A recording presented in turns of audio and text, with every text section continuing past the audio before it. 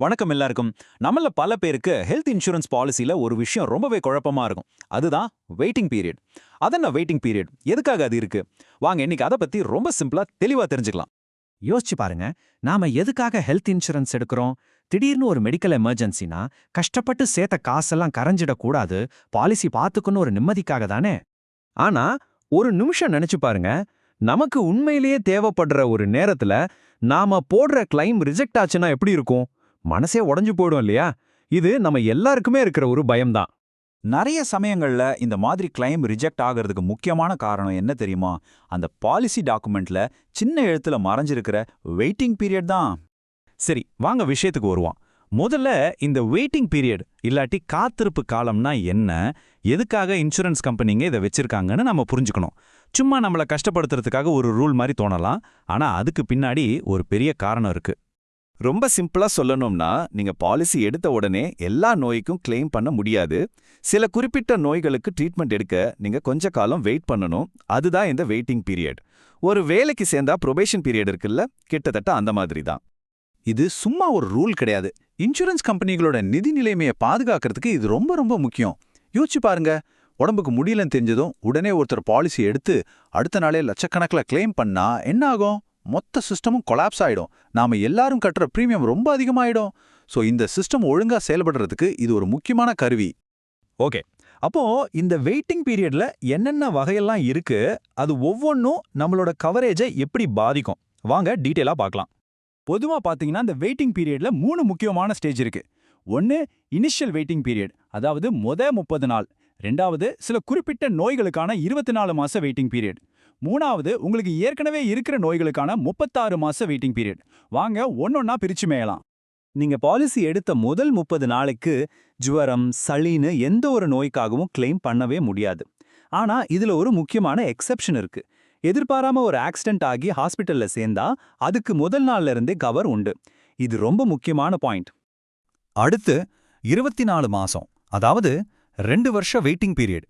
இது எதுக்குன்னா cataract, hernia, மூட்டு மாத்துறது மாதிரி மெதுவா உருவாகிற நோய்களுக்காக. இதுக்கான காரணம் ரொம்ப சிம்பிள். நாளைக்கு ஒரு சர்ஜரி பண்ணோன்னு இன்னைக்கு பாலிசி எடுக்கிறத தடுக்கிறதுக்காக தான். இப்ப வரைக்கும் கேட்டா இந்த ரூல்ஸ் எல்லாம் கொஞ்சம் கஷ்டமா இருக்கிற மாதிரி தோணும். ஆனா இப்போ ஒரு சூப்பரான விஷயம் இருக்கு.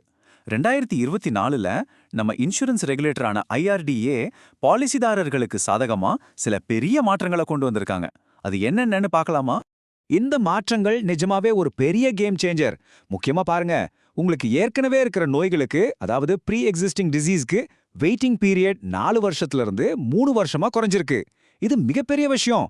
அது மட்டும் இல்ல, முன்னாடிலாம் 65 வயசுக்கு மேல புது பாலிசி எடுக்க முடியாது. ஆனா இப்போ அந்த வயது வரம்பே தூக்கிட்டாங்க. இனிமே யார் வேணும்னாலும் எப்போ வேணும்னாலும் பாலிசி எடுக்கலாம்.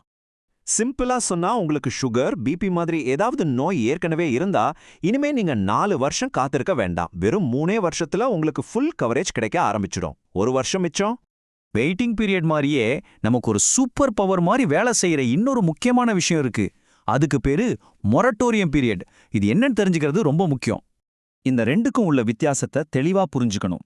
வெயிட்டிங் பீரியடுங்கிறது ஒரு நோய்க்கான கவரேஜ் எப்ப ஸ்டார்ட் ஆகுதுன்னு சொல்றது.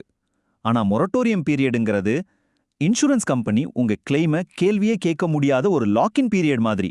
உங்களுக்கான ஒரு பாதுகாப்பு கவசம் இது. இந்த மொரட்டோரியம் பீரியட் முன்னாடி 8 வருஷமா இருந்துச்சு. இப்போ அதையும் வெறும் 5 வருஷமா குறைச்சிட்டாங்க. இதுக்கு என்ன அர்த்தம் தெரியுமா? நீங்க ஒரு பாலிசிய தொடர்ந்து 5 வருஷம் வச்சிருந்தா போதும். அதுக்கப்புறம் நீங்க இந்த விஷயத்த சொல்லல, அந்த விஷயத்த மறைச்சிட்டீங்கன்னு சொல்லி உங்க கிளைமை ரிஜெக்ட் பண்ணலே முடியாது. ஆனா நீங்க வேணும்னே ஏமாத்திருக்கீங்கன்னு நிரூபிச்சா மட்டும் விதிவிலக்கு. இப்போ நம்ம எல்லாருக்கும் மனசுல இருக்கிற ஒரு முக்கியமான கேள்விக்கு வருவோம். நம்ம ஆபீஸ்ல கொடுக்கிற குரூப் இன்சூரன்ஸ் போதுமா, இல்ல நாம தனியா ஒரு பாலிசி எடுக்கணுமா? கண்டிப்பா கார்ப்பரேட் பாலிசியில வெயிட்டிங் பீரியட் கிடையாதுங்கிற மாதிரி நிறைய பிளஸ் பாயிண்ட்ஸ் இருக்கு. ஆனா ஒரு பெரிய மைனஸ் பாயிண்ட் என்னன்னா, அது நிரந்தரம் இல்ல. நீங்க வேலையை விட்டா அந்த கவரேஜும் போயிடும். அதனால வேலையில இருக்கும்போது அது ரொம்ப யூஸ்ஃபுல். ஆனா உங்களோட லாங் டேர்ம் செக்யூரிட்டிக்கு அது மட்டும் பத்தாது. அங்கதான் ஒரு பர்சனல் பாலிசியோட தேவை வருது. கம்பெனி பாலிசியை மட்டுமே நம்பியிருந்தா அது ஒரு ரிட்டையர்மெண்ட் ட்ராப்ல போய் முடியும். எப்படின்னா, நீங்க ரிட்டையர் ஆகும்போது அந்த பாலிசி கட் ஆயிடும்.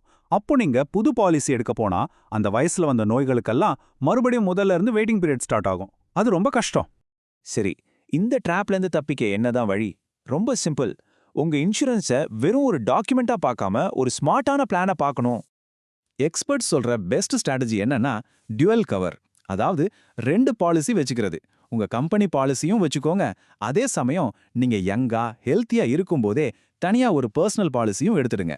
சின்ன சின்ன செலவுகளுக்கு கம்பெனி பாலிசியை யூஸ் பண்ணிக்கோங்க. நீங்க அதை பயன்படுத்திட்டு இருக்கும்போதே உங்க பர்சனல் பாலிசியோட வெயிட்டிங் பீரியட் எல்லாம் சைலண்டா முடிஞ்சுவிட்டே இருக்கும். நீங்க ரிட்டையர் ஆகும்போது உங்களுக்கு எந்த கட்டுப்பாடும் இல்லாத ஒரு ஃபுல் கவரேஜ் பாலிசி கையில ரெடியா இருக்கும். கடைசியா ஒரு முக்கியமான ப்ரோ டிப்.